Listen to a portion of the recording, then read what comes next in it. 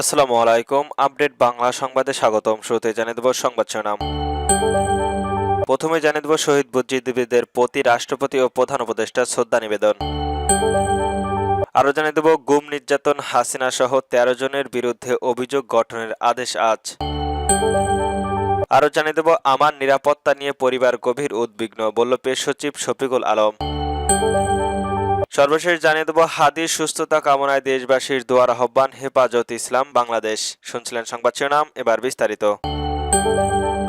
শহীদ বুদ্ধিজীবীদের প্রতি রাষ্ট্রপতি ও প্রধান উপদেষ্টার শ্রদ্ধা। শহীদ বুদ্ধিজীবীর প্রতি শ্রদ্ধা নিবেদন করছে রাষ্ট্রপতি মোহাম্মদ শাহাবুদ্দিন ও অন্তর্বর্তীকালীন সরকারের প্রধান উপদেষ্টা মোহাম্মদ ইউনূস। রোববার ১৪ ডিসেম্বর সকাল ৭টায় রাষ্ট্রপতি মিরপুর বুদ্ধিজীবী স্মৃতিসৌধ পুস্তক বর্পণ অর্পণ করেন। এরপর সকাল ৭টা ২০ মিনিটে পুস্তক বর্তক অর্পণের মাধ্যমে শ্রদ্ধা নিবেদন করেন প্রধান উপদেষ্টা। রাষ্ট্রপতি ও প্রধান উপদেষ্টার বুদ্ধিজীবীদের স্মৃতির গভীর শ্রদ্ধা জানিয়ে সেখানে কিছুক্ষণ নীরবে দাঁড়িয়ে থাকেন। বাংলাদেশের সমস্ত বাহিনীর একটি চৌকশক ও রাষ্ট্রীয় সালাম প্রদান করেন এবং এ সময় বিউগলে করুণ সুরে বাজানো হয়। এ সময় সশস্ত্র বাহিনীর একটি চৌকাশ দল সালাম জানান। তখন বিউগলের করুণ সুর বেজে ওঠে। শ্রদ্ধা নিবেদনের পর রাষ্ট্রপতি ও প্রধান উপদেষ্টা পৃথকভাবে উপদেষ্টা মণ্ডলীর শীর্ষক বেসামরিক ও সামরিক কর্মকর্তা, যুদ্ধাহত বীর মুক্তিযোদ্ধা ও অন্যান্য আমন্ত্রিত প্রার্থীদের সঙ্গে শুভেচ্ছা বিনিময় করেন।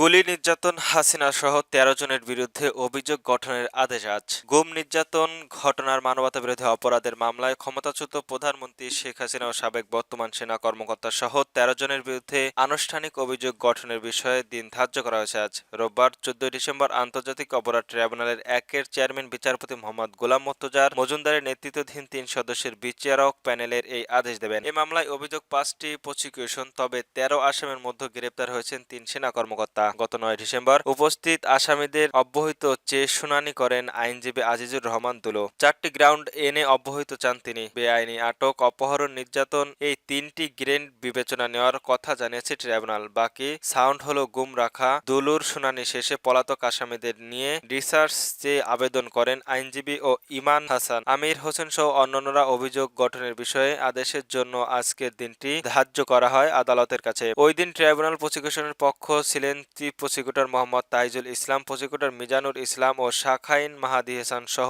অন্যান্য প্রসিকিউশন। গ্রেপ্তারের ৩ সেনা কর্মকর্তা হল সাবেক পরিচালক Mohammad general Sheikh Mohammad Sarwar Hossain, brigadier general Mohammad Mahmud Rahman Siddiqui ও ব্রিগেডিয়ার জেনারেল আহমেদ তানভীর মাঝার।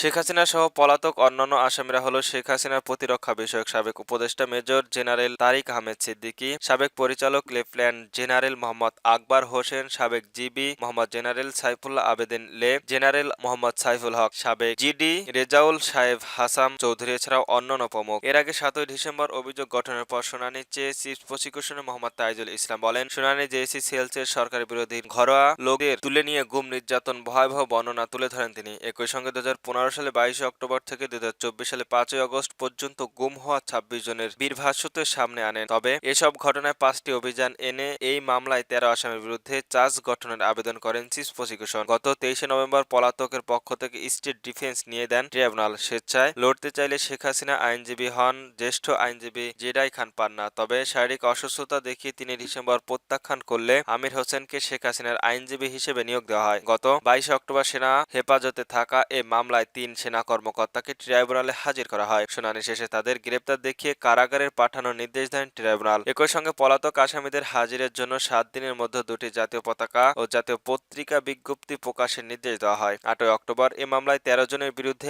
আনুষ্ঠানিক অভিযোগ দাখিল করে প্রসিকিউশন। পরে অভিযোগ আনলে তাদের নিয়ে গ্রেপ্তার পরোয়ানা জারি করা হয়। আমার নিরাপত্তা নিয়ে পরিবার গভীর উদ্বিগ্ন, বললেন পেশ সচিব শফিকুল আলম।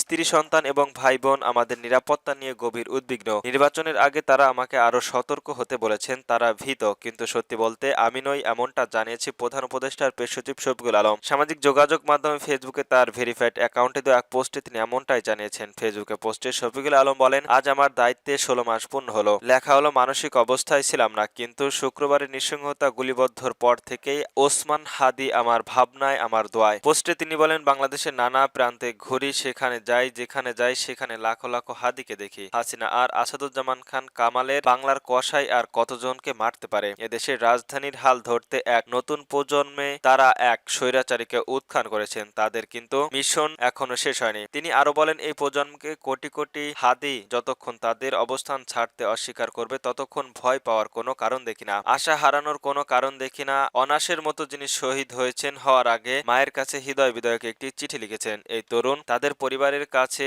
অঙ্গীকার করেছেন, দেশটা ঠিক করা না পর্যন্ত তারা থামবে না। শফিকুল আলম আরো বলেন, আমি নিশ্চিত আগামী দশগুলোতে বাংলাদেশ পথ হারাবে না। সামনে ধাক্কা থাকবে, শক্তিশালী বিদেশি ও দেশি বিদেশীয় শক্তি সাময়িকভাবে ইঞ্জিন বিকল্প করার চেষ্টা করবে, কিন্তু এই তরুণ ভয় পায় না, তারা গন্তব্যে পৌঁছবেই। তিনি বলেন, জুলাই ও আগস্টে আমরা হারিয়েছি আবু সাইদ, মুগ্ধ, ওয়াসিম, আনসার, ইনসাফ, বাইজিদ, দীপ্ত দে এবং নাইম নামে আরো অনেকেই। বিদেশিদের চাপিয়ে দেওয়া এক স্বৈরতন্ত্রের বিরুদ্ধে দীর্ঘ সংগ্রামে আমরা হারিয়েছি আরবার ফাইবারকেও। তবু চারিদিকে ছড়িয়ে আছে লাখো লাখো হাদি ও নাবিল, তারা ভয় পায় না, আমিও ভয় পাই না।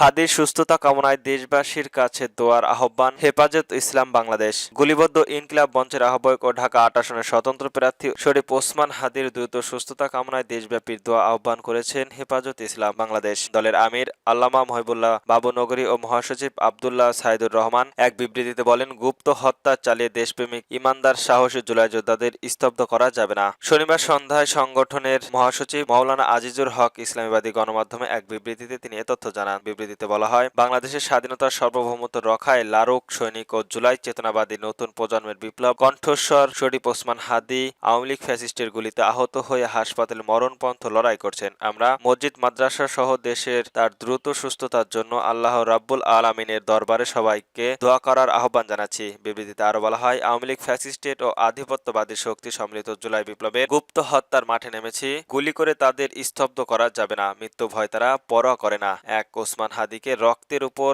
লাখো ওসমান হাদি দাঁড়িয়ে যাবে। ভয় দেখিয়ে এদেশের জনগণকে আবারও পদানত করার যে কোনো ষড়যন্ত্র আমরা ঐক্যবদ্ধভাবে রুখে দেব ইনশাল্লাহ। হেফাজতের নেতা আরো বলেন, ওসমান হাদির উপর হামলায় জড়িতদের দ্রুত গ্রেপ্তার, দৃষ্টান্তমূলক শাস্তি দিতে হবে। জাতীয় সূত্র, আওয়ামী লীগ ফ্যাসিবাদী ও আধিপত্যের বাদের নাম নিশানা ও বাংলার জমিন থেকে পুরোপুরি নিশ্চিহ্ন করে দিতে হবে। হত্যাকারীদের সঙ্গে কোনো আপোষ না আতোষ না চলবে না। আওয়ামী লীগ স্বতন্ত্রবাদ ঠেকাতে অন্তর্বর্তীকালীন সরকারের জিরো ট্রায়ালের নীতি গ্রহণ করতে হবে। আসন্ন জাতীয় সংসদ নির্বাচন সুষ্ঠুভাবে আয়োজনের সাথে আইন শৃঙ্খলা পরিস্থিতি নিয়ন্ত্রণে রাখার